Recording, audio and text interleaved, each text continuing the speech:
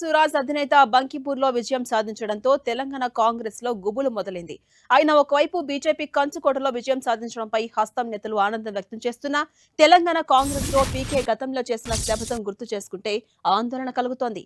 పీకే గతంలో తెలంగాణలో కాంగ్రెస్ ను ఓడిస్తామని శపథం చేశారు. పీకే శపథాన్ని తలుచుకుంటేనే హస్తం నేతల గుండెల్లో రైలు పరిగెడుతున్నాయి.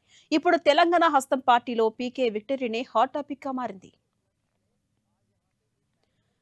ఇక ఇదే అంశంపై మరింత సమాచారం మా ప్రతినిధి ప్రతాప్ అందిస్తారు. ప్రతాప్, మనం చూస్తున్నాం బీహార్లో జన్ సురాజ్ అధినేత బంకీపూర్లో విజయం సాధించడంతో తెలంగాణ కాంగ్రెస్ లో గుబులు మొదలైంది. గతంలో ఆయన చేసిన శపథాన్ని గుర్తు చేసుకుంటున్నారు. అప్డేట్స్ ఏంటి?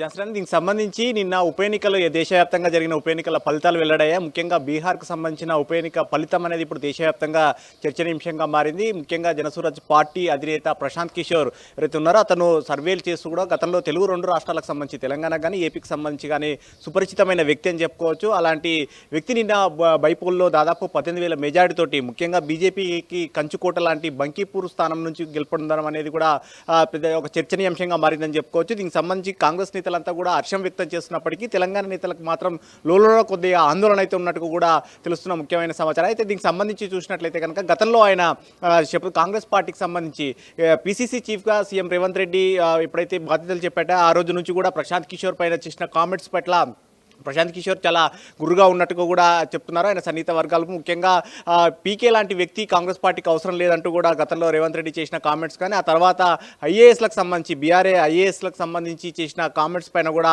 ప్రశాంత్ కిషోర్ తీవ్ర అభ్యంతరం వ్యక్తం చేశారు. బీహార్ జనరల్ ఎలక్షన్స్ సందర్భంగా సీఎం హోదాలో ఉన్నప్పటికీ రేవంత్ రెడ్డి బీహార్లో అడుగు పెట్టలేని పరిస్థితి ఏర్పడిందని చెప్పుకోవచ్చు. అక్కడ ముఖ్యంగా పెద్ద ఎత్తున అతను గతంలో బీహార్ ఐఏఎస్లకు సంబంధించి చేసిన కామెంట్స్ను విస్తృతంగా ప్రచారం చేయడంతో తో పాటు సీఎం రేవంత్ రెడ్డి బీహార్లో అడుగు పెట్టడానికి వీల్లేదంటూ కూడా ప్రశాంత్ కిషోర్ గతంలో కామెంట్ చేయడం జరిగింది. అదేవిధంగా కాంగ్రెస్ను తెలంగాణలో ఓడిస్తానంటూ కూడా శపథం చేసిన పరిస్థితి ఉంది. కాబట్టి ఆయన వ్యూహాలు రచించడం కానీ ఆ పార్టీలకు సంబంధించి కూడా ఆయన గతంలో పనిచేసిన విధానం కానీ వైసీపీకి పనిచేసిన విధానం కానీ ఆ తర్వాత ఈ మధ్యకాలంలో తమిళనాడులో విజయ్కి పనిచేసి విజయ్ని కూడా గెలుపొందే పాత్రలో ఆయన కీలకమైన పాత్ర పోషించిన నేపథ్యంలో ఇవన్నీ పరిణామాలు చూసిన నేపథ్యంలో ఆయనకు సక్సెస్ రేట్ ఎక్కువగా ఉంది వ్యూహకర్తగా అనేది కూడా ఒక చర్చ జరుగుతున్న పరిస్థితి ఉంది. కాబట్టి రాజకీయ వర్గాల్లో ప్రజెంట్ ఇప్పుడు ఆయన బీహార్లోని బంకీపూర్ నుంచి గెలిచినప్పటికీ కూడా తెలంగాణలో ఈ అంశం చర్చనీయాంశంగా మారిందని చెప్పుకోవచ్చు. తెలంగాణలో నెక్స్ట్ రాబోయే 2.5 ఏళ్లలో జరగబోయే ఎన్నికలకు సంబంధించిన దానిపైన కూడా ఇక్కడ ఏమైనా